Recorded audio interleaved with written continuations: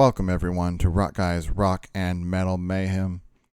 Gonna be doing a review today of the latest album from Enterprise Earth entitled Death, an Anthology. It was released on February 2nd, 2024. The artwork on this album is phenomenal. The vinyl design is pretty cool too. So let me show you that, guys, that real quick, and I'll be right back.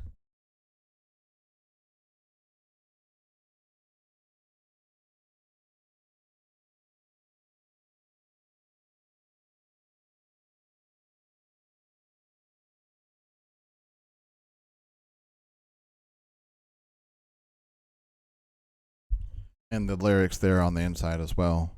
Um, the current lineup for this band is Gabe Mangold on guitar and backing vocals, Travis Worland on lead vocals, Brandon Zaki on drums, and Dakota Johnson on bass.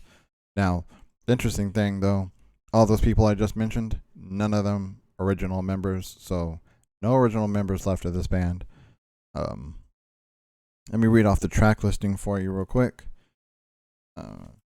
Starts with Abyss, and then Face of Fear, The Reaper's Servant, Spineless, King of Ruination, Casket of Rust, I Divine, Malevolent Force, Accelerated Demise, Blood and Teeth, and Curse of Flesh.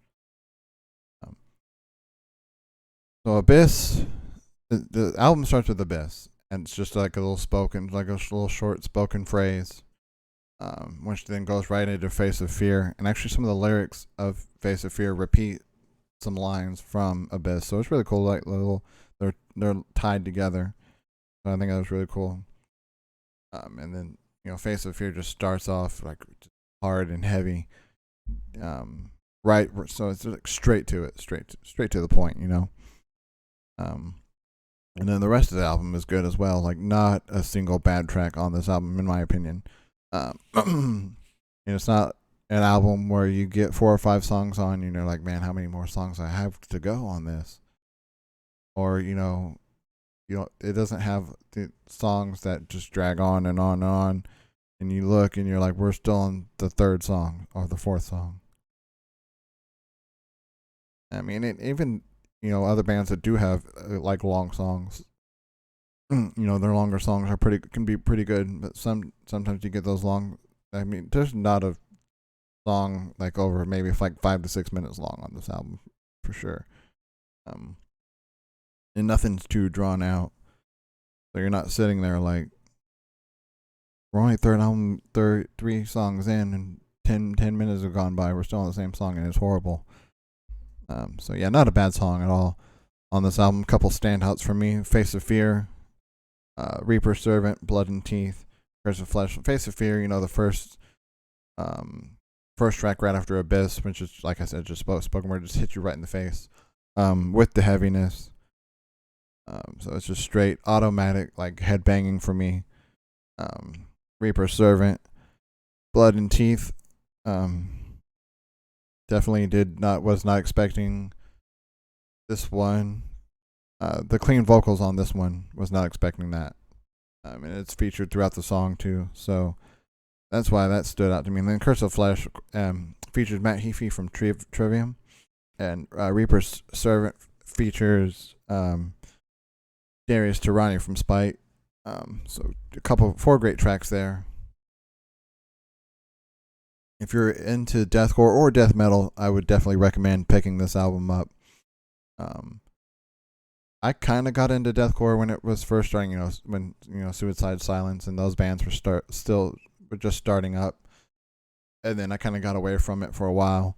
But this album definitely could pull me back into that. I mean, you could definitely hear death metal influence from it. In fact, until today, I did not really think of them as a deathcore band. They definitely seem more of a death metal influence band for sure. And then just that album cover with the demons and stuff on it, which is typical of like death metal artwork. Either demons or some sort of like violent imagery. There's not really any violence on this one, but like just the imagery alone on this album is very similar to other death metal bands, but the artwork, um, the art and the layout is done by Chris Maxwell. So he did the art. He did the artwork on this band. Let me show you that again real quick.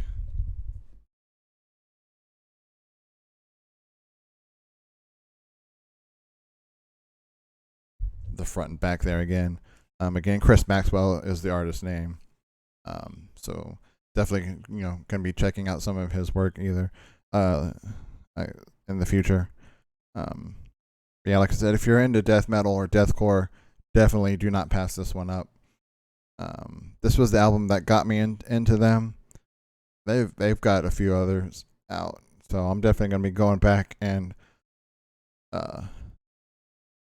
checking those earlier releases out. Again, do not pass this one up. Even if you're just generally like a pure like death metal, like you're not really a big deathcore fan, get this album. All right. If you enjoyed today's review, a little kind of on the shorter side, but don't forget to hit that subscribe button below. I'm going to be doing more reviews in the future. Going to be doing guitar covers as well. And a subscription box called the Metalhead Box. We'll be opening that on video as well. All right. And stay tuned for next week's video. Going to be reviewing the latest from Judas Priest, Invincible Shield.